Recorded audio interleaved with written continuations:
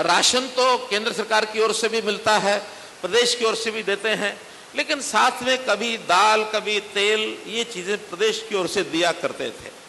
Ration कार्डों की संख्या 120 के बाद 180 हो गई, उनको बीपीएल मान लिया, लेकिन तेल उन्हीं को मिलता था 2 लीटर, जिनका इनकम पुराने समय के हिसाब से जो 1 लाख या 1,20,000 था, उन्हीं को मिलता था।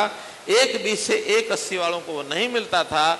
इस अगले महीने से अब ये तेल भी 180 तक के जितने कार्ड उन सबको मिला करेगा, और उसके अंदर भी एक घोषणा ये आज हमने करनी थी, की है।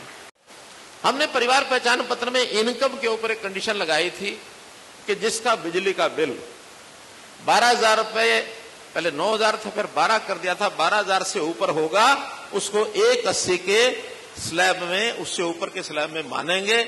उसके बाद कुछ लोगों ने कहा कि मेरा बिजली का बिल किन्हीं कारणों से पिछला नहीं भरा था, इसलिए ज्यादा आ गया, मैं तो अपने घर में और बैटरी जो है उसको चार्ज करता हूं इसलिए आ गया, मेरे घर में तो प्रेस का काम करता हूं इसलिए आ गया। तो हमने जितने भी 12,000 से ऊपर के लोग थे उनका सबके सर्वे करा लिया है। एक्चुअल सर्वे के आधार पर ही उसको बीपीएल माना जाएगा।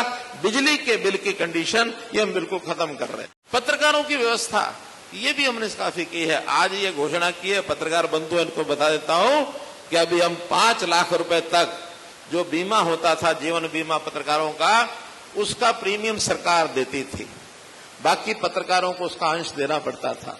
आज से हमने तय किया है कि पत्रकारों को भी 5 लाख के बजाय अब 10 लाख का प्रीमियम वो सरकार भरेगी, वो पत्रकारों को नहीं भरना होगा।